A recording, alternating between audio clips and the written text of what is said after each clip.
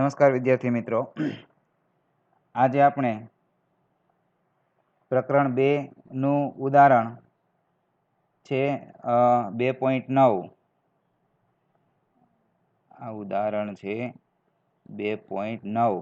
તે ઉદાહરણ 2.9 આપણે જોવાનું છે. તો એ ઉદાહરણની અંદર જો રકમ પહેલા જોઈએ. રકમની અંદર શું કીધેલું છે કે આકૃતિમાં દર્શાવ્યા મુજબ 10 માઇક્રોફેરેડના 4 કેપેસિટરનું એક નેટવર્ક 500 વોલ્ટના સપ્લાય સાથે જોડેલ છે. જો આકૃતિ આપેલી છે, આમાં તમે જોઈ શકો છો, અહીંયા 500 વોલ્ટ આપેલા છે. આ 500 વોલ્ટની સાથે C1, C2, C3 અને C4 જોડેલા છે. તો પહેલું જોઈ શકાય છે કે જો C1, C2 અને C3 ત્રણે ત્રણ શ્રેણીમાં છે.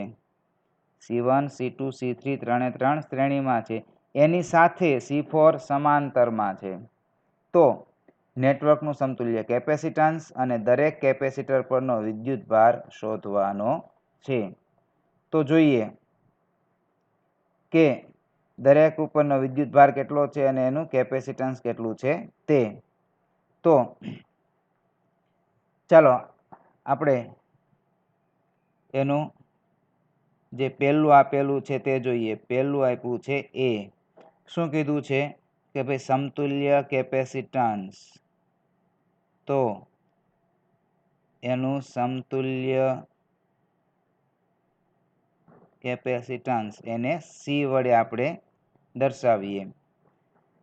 તો અહીં જોઈ શકાય છે કે આકૃતિ પરથી તમે કહી શકો છો કે અહીં C1, C2 અને C3 ક્યાં છે? તો કે ભાઈ C1, C2, C3 શ્રેણીમાં હોવાથી તેમનું સમતુલ્ય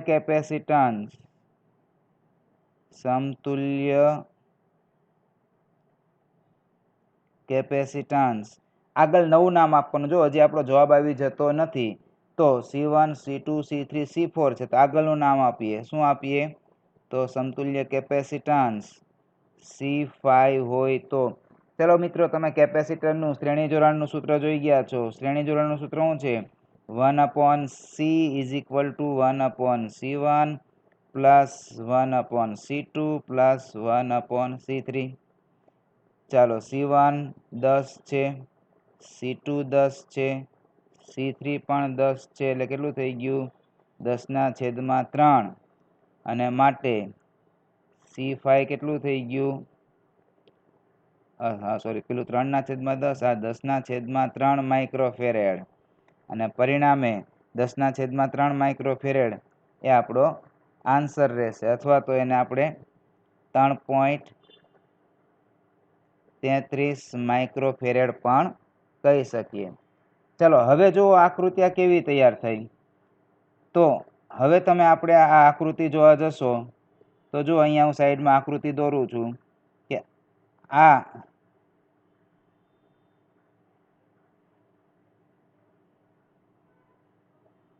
જે કેપેસિટર છે એ કેપેસિટરનું અહીંયા આ 500 વોલ્ટ ગણી લ્યો. બરાબર છે?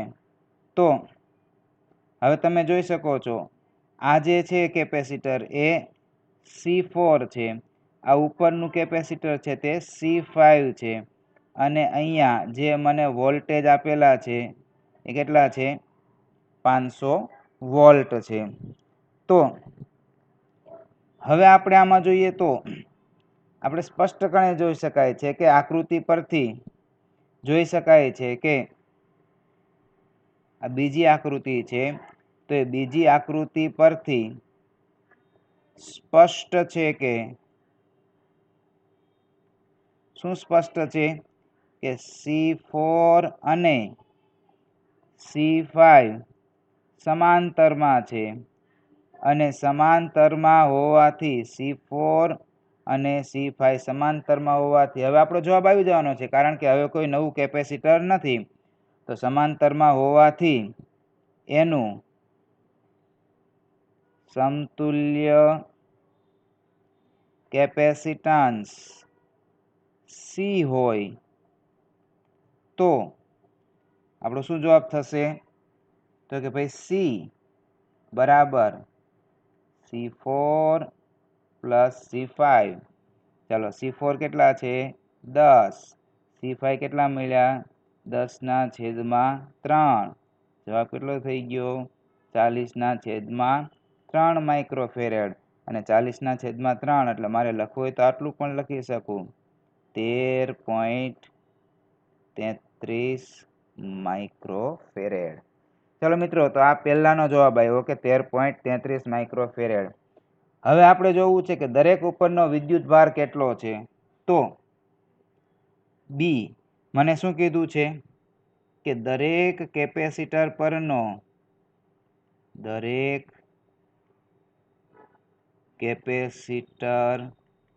પરનો મારે વિદ્યુત ભાર અને પીડી શોધવાનો છે. તો હવે આપણે આજે દરેક કેપેસિટર ઉપરનો વિદ્યુત ભાર છે અને એનો પીડી શોધવાનો છે. એ જોવા માટે આપણે બેક જવું પડશે. એટલે કે આપણે બેકમાં શું કરવાનું કે ભાઈ કેવી રીતે કેપેસિટર તૈયાર થતું ગયું એમ જોતું જવાનું છે. તો તમે આ આકૃતિ ઉપરથી જોઈ શકો છો કે જે ફાઇનલ કેપેસિટર બન્યું એ ફાઇનલ કેપેસિટર કેવી રીતે બન્યું? જુઓ અહીંયા આ ફાઇનલ કેપેસિટર બન્યું ને સી. આ સી કેવી રીતે બન્યું છે? તો કે C4 અને C5 ના સમાંતર જોડાણમાંથી. અને મિત્રો તમને ખબર જ છે કે સમાંતર જોડાણમાં પીડી કેવું સમાન હોય અને તે કોના જેટલું હોય? પરિણામી કેપેસિટન્સ જેટલું. ચાલો ભાઈ, પરિણામી કેપેસિટન્સનું પીડી કેટલું છે? 500 વોલ્ટ. તો બોલો કેપેસિટર C4 નું પીડી પણ 500 વોલ્ટ હોય અને C5 નું પીડી પણ 500 વોલ્ટ જ થશે. અને પરિણામે આપણે જોઈએ તો કે ભાઈ અહીં સ્પષ્ટ છે કે લખીએ, અહીં સ્પષ્ટ છે કે જેટલું V એટલું જ V4 એટલું જ V5 અને એ મને કેટલું આપેલું છે? 500 વોલ્ટ આપેલું છે. તો દરેક કેપેસિટર પરનો પીડી થઈ ગયો. તો બોલો અહીંયાથી મને શું મળી જાય? Q4 મળી જાય કે નહીં? અને માટે લખીએ C4 પરનો વિદ્યુત ભાર. ચાલો મિત્રો, C4 પરનો વિદ્યુત ભાર બોલો બોલો Q4 શું થશે? Q4 Q બરાબર CV, C4 V4. ચાલો C4 મને કેટલું આપ્યું છે? 10 માઇક્રોફેરેડ એટલે 10 × 10⁻6. અને V4 મને કેટલું મળ્યું છે? 500. તો આ V4 લખ્યા 500. મારો જવાબ કેટલો આવશે? 5 × 10⁻3 માઇક્રો કુલમ. સોરી, 5 × 10⁻3 કુલમ થશે. માઇક્રો નહીં આવે પરંતુ એટલો કુલંબ થશે. તો આ મારો પહેલો આન્સર થયો. કયો? C4 ઉપરનો વિદ્યુત ભાર. C4 ઉપરનો વિદ્યુત ભાર એટલે કે Q4 મને મળી ગયો. ચલો, આ મારો પહેલો જવાબ આવી ગયો, Q4. હવે બીજું, આના ઉપરનો મારે પીડી શોધવાનો છે, એટલે કે એનો વિદ્યુત ભાર કેટલો છે એ શોધવાનો છે. તમને વિદ્યુત ભાર તો મળી ગયેલો જ છે. કેટલો છે? 500 વોલ્ટ છે. ચાલો હવે C5 ઉપરનો વિદ્યુત ભાર કેટલો છે એ હું શોધી લઉં. તો લખીએ C5 પરનો વિદ્યુત ભાર. C5 ઉપરનો વિદ્યુત ભાર Q5 બરાબર C5 V5. ચલો C5 કેટલું છે? 10/3 × 10⁻6 અને V5 કેટલું છે? 500 છે. અને પરિણામે કેલ્ક્યુલેટર કરે એટલે આનો જવાબ આવશે 1.7 × 10⁻3 કુલમ થશે. ચલો, આ શું મળી ગયું મને? Q5 મળી ગયું. ચલો મિત્રો, હવે તમે જુઓ કેપેસિટર C5 કેવી રીતે બનેલું છે. જો અહીંયા કેપેસિટર C5 એ બન્યું છે કેવી રીતના? જો C5 બનવાનું કારણ શું છે? તો કે C1 C2 અને C3 ત્રણે ત્રણ શ્રેણીમાં છે. શ્રેણીમાંથી C5 બન્યું છે. અને મિત્રો તમને ખબર જ હશે કે જો શ્રેણીમાં હોય તો શું સમાન હોય? વિદ્યુત ભાર સમાન હોય, અને વિદ્યુત ભાર સમાન હોય માટે જુઓ અહીં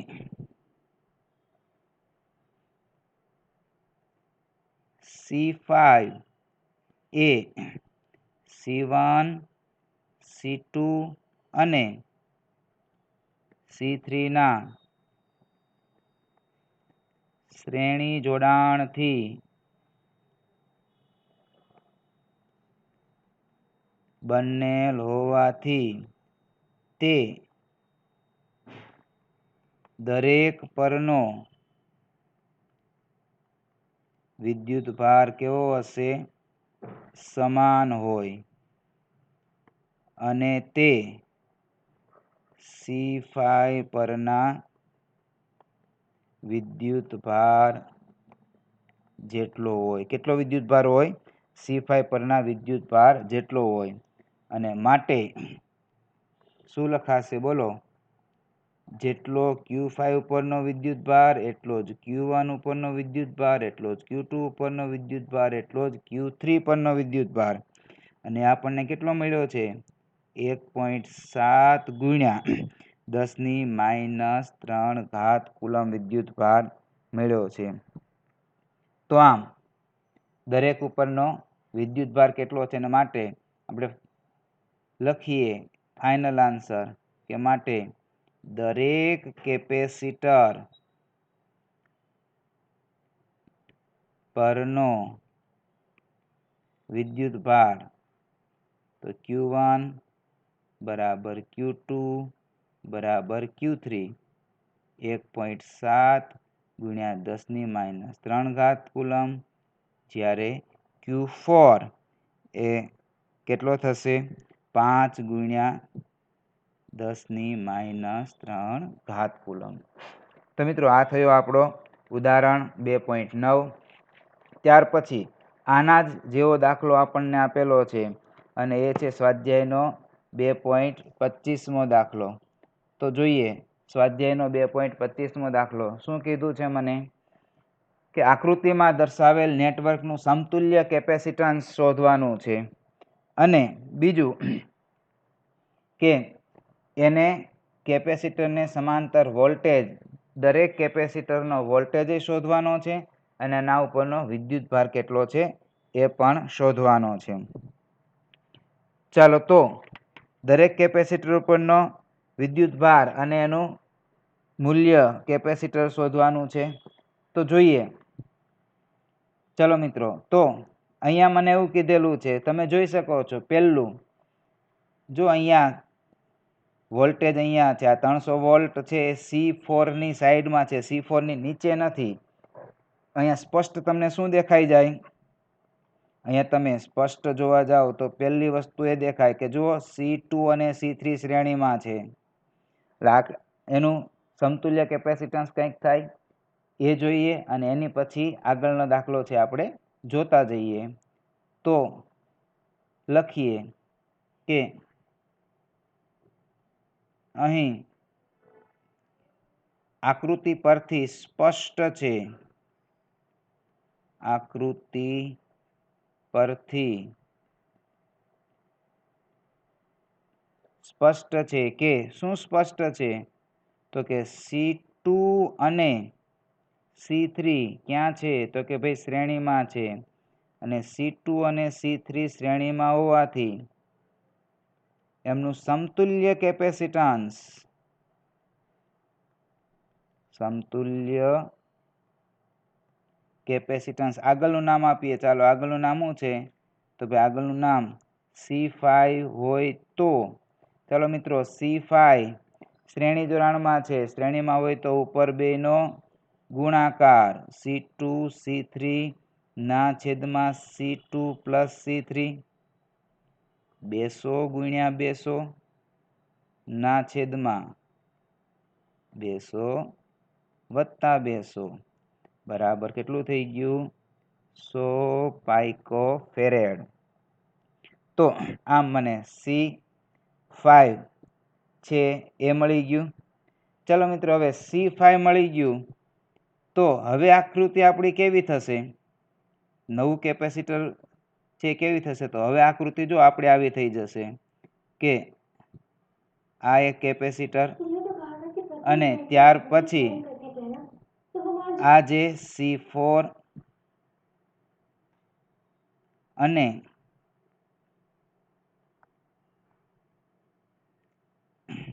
ચાલો જુઓ, ખાસ ધ્યાન આપજો કે વોલ્ટેજ આટલે છે અને એ વોલ્ટેજ કેટલા છે? 300 વોલ્ટ છે. ચાલો આ કેપેસિટર C1 છે, આ આપણું નવું કેપેસિટર થયું C5 અને આ કેપેસિટર છે C4 કેપેસિટર બન્યું. ચાલો તો હવે તમે જોઈ શકો છો આકૃતિ પરથી કે ભાઈ C1 અને C5 ક્યાં છે? સમાંતરમાં છે. અને સમાંતરમાં હોય તો સમાંતર જોડાણ માટે નું અને એના ઉપરથી આગળનું તો લખીએ કે હવે C1 અને C5 સમાંતરમાં હોવાથી તેમનું સમતુલ્ય કેપેસિટન્સ, હજી આપણો જવાબ આવે એમ નથી તો આગળનું નામ આપીએ. કયું નામ આપીએ? C6 હોય તો ચાલો ભાઈ C6 સમાંતર જોડાણમાં C1 અને C5 નો સરવાળો, C1 કેટલું છે? 100 વત્તા C5 પણ કેટલું મળ્યું છે? જો ઉપર 100, 100 200 પાઇકો ફેરેડ. ચાલો મને C6 મળી ગયું. હવે આગળ જોઈએ તો હવે આકૃતિ કેવી થશે? તો આપણે જુઓ આ શું થઈ ગયું કેપેસિટર? કયું કેપેસિટર થયું? C6. આ નીચે કયું છે? C4 અને અહીંયા આપણા 300 વોલ્ટ. તો જુઓ આ છે 300 વોલ્ટ, આ C6 અને આ થયું C4 થયું. ચાલો તો શું કહી શકાય કે હવે C4 અને C6 બંને કેવા છે? શ્રેણીમાં, અને શ્રેણીમાં હોવાથી એનો સમતુલ્ય કેપેસિટન્સ તો લખીએ હવે C4 અને C6 એ શ્રેણીમાં હોવાથી તેમનું સમતુલ્ય કેપેસિટન્સ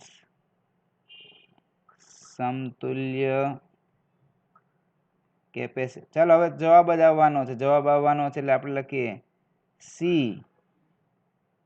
હોય તો ચાલો સમતુલ્ય બે શ્રેણીમાં છે, ઉપર બેનો ગુણાકાર C4 C6, C4 plus C6 એટલે 200 ગુણ્યા 100, 200 વત્તા 100 એટલે મારો જવાબ થઈ જશે 200/3 પાઇકો ફેરેડ.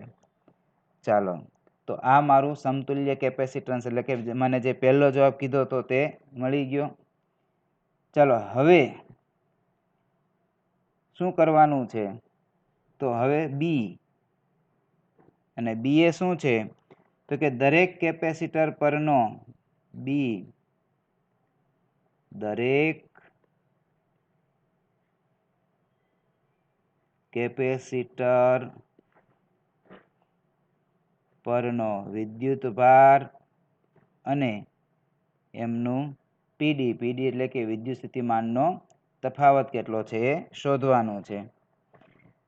ચલો મિત્રો, તો અહીંયા શરૂઆતમાં તમે જોઈ શકો છો કે આ સી કેપેસિટર, આ સી એ બન્યું કેવી રીતે? તો C4 અને C6 ના શ્રેણી જોડાણથી બનેલું છે. અને શ્રેણી જોડાણથી બનેલું હોય તો શ્રેણીમાં દરેક ઉપરનો વિદ્યુતભાર કેવો હોય? સમાન હોય. અને એ વિદ્યુતભાર કોના જેટલો હોય? તો કે ભાઈ સી ઉપરના વિદ્યુતભાર જેટલો હોય તો જોઈએ હવે એનું જે સ્થિતિમાન કેટલું છે તે તો લખીએ અહીં C4 અને C6 શ્રેણીમાં હોવાથી તે દરેક પરનો વિદ્યુત ભાર સમાન હોય અને તે કેપેસિટર C પરના વિદ્યુત ભાર જેટલો હોય. ચાલો તો કેપેસિટર C ઉપરનો વિદ્યુત ભાર કેટલો? તો ચાલો જેટલો Q4 ઉપરનો વિદ્યુત ભાર એટલો જ Q6 ઉપરનો ને એટલો જ Q, પણ Q બરાબર CV. ચાલો C કેટલા છે? 200/3 પાઇકો એટલે 10⁻12 અને V મને કેટલું આપેલું છે? 3. તો 3 ઉડી જશે તો મારો જવાબ આવ્યો 2 × 10⁻8 કુલમ. તો Q4 ઉપરનો વિદ્યુત ભાર મળી ગયો, Q6 ઉપરનો વિદ્યુત ભાર મળી ગયો. આમ Q4 અને Q6 ઉપરનો વિદ્યુત ભાર મળી ગયો. ચાલો તો મારે હવે C4 ની બે પ્લેટ વચ્ચેનો PD કેટલો છે એ શોધવાનો છે. તો C4 ની બે પ્લેટ વચ્ચેનો PD એનું નામ આપું V4. તો V4 કેટલો થશે? તો V4 બરાબર Q4/C4. ચાલો Q4 તો ઉપર જ આપ્યો છે 2 × 10⁻8 અને C4 છે 100 પાઇકોફેરેડ અને પરિણામે મારો જવાબ કેટલો થઈ ગયો? 200 વોલ્ટ. ચલો મિત્રો હવે જુઓ તમે અહીંયા સ્પષ્ટ કહી શકો કે આ બિંદુએ મને ટોટલ વોલ્ટેજ કેટલા આપેલા છે? 300 વોલ્ટ. આ 300 વોલ્ટ એ C4 અને C6 ના સરવાળા જેટલો હોય. હવે જો C4 આ V4 મને મળી ગયા 200 તો C કેટલા થાય? V6 કેટલા થાય? સ્પષ્ટ છે આ 200 છે, ટોટલ 300. તો V6 કેટલા થઈ જશે? 100 વોલ્ટ થઈ જશે. કેટલા થઈ જશે? 100 વોલ્ટ. અને તો આપણે લખીએ કે આથી સ્પષ્ટ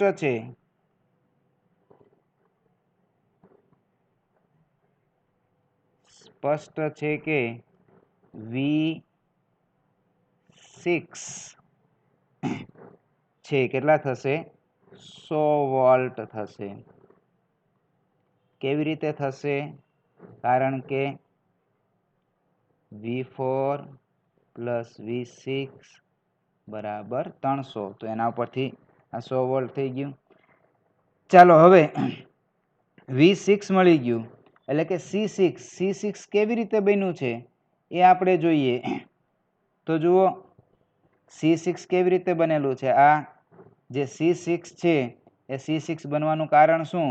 તો C1 અને C5 ક્યાં છે? સમાંતરમાં. અને સમાંતર જોડમાં શું સમાન હોય? તો કે ભાઈ PD સમાન હોય.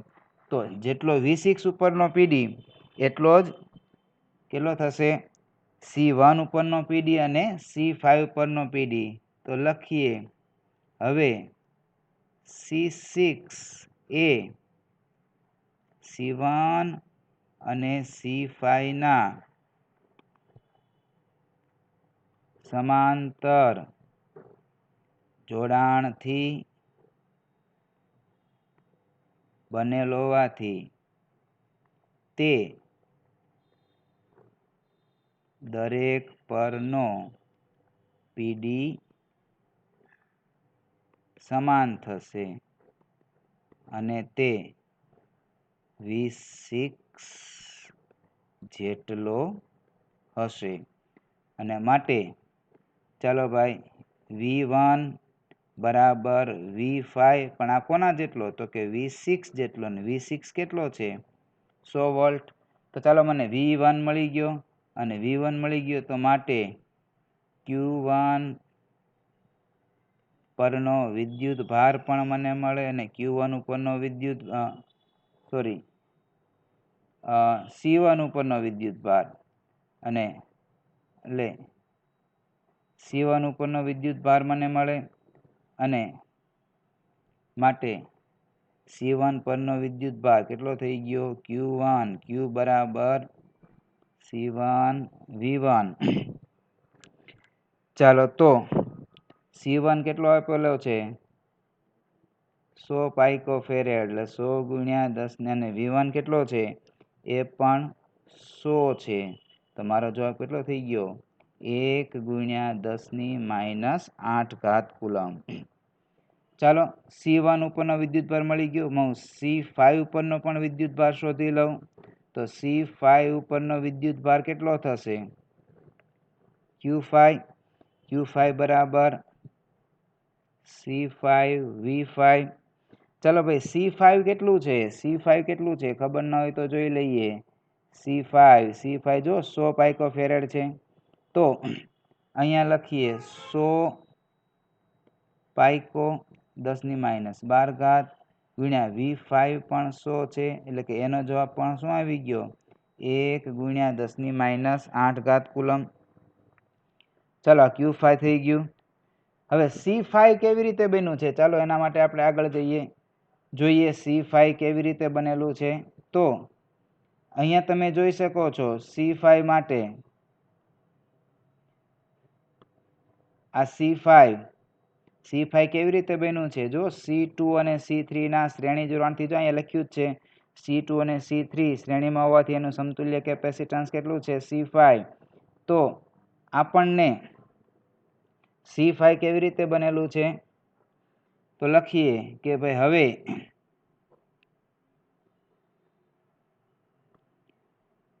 C5 એ C2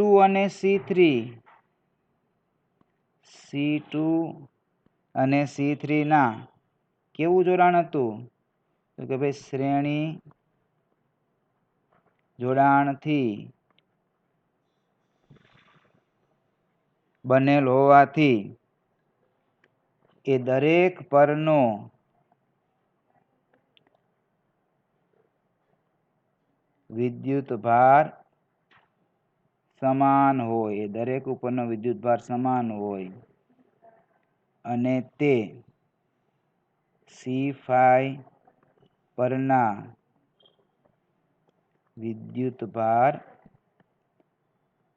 જેટલો હોય અને માટે ચાલો શું લખી શકીએ કે જેટલો Q5 ઉપરનો વિદ્યુત ભાર એટલો જ Q2 ઉપરનો વિદ્યુત ભાર અને એટલો જ Q3 ઉપરનો વિદ્યુત ભાર અને એ વિદ્યુત ભાર કેટલો છે તો કે ભાઈ 1 ગુણ્યા 10⁻8 કુલમ ચાલો હવે એનો PD જોવાનો છે તો લખીએ C2 અને C3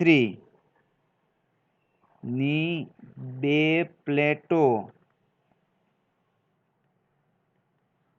વચ્ચેનો PD શોધવાનો છે પણ તમે જોઈ શકો છો C2 અને C3 બંને સરખા છે એટલે કે 200 પાઇકોફેરેડના છે અને બંને ઉપરનો વિદ્યુત ભાર પણ સમાન છે અને માટે જેટલો V2 ઉપર PD હશે એટલો જ V3 ઉપર PD હશે અને દરેક ઉપરનો વિદ્યુત ભાર સમાન છે દરેકનું કેપેસિટન્સ સમાન છે ચાલો દરેક ઉપરનો વિદ્યુત ભાર છે 10⁻8 આ છે 200 પાઇકોફેરેડ એટલે 200 ગુણ્યા 10⁻12 એટલે થઈ ગયું 50 વોલ્ટ તો આમ V2 નો PD પણ 50 વોલ્ટ અને V3 ઉપરનો PD છે પણ 50 વોલ્ટ છે તો મિત્રો આ બે દાખલા થયા બહુ અગત્યના દાખલા છે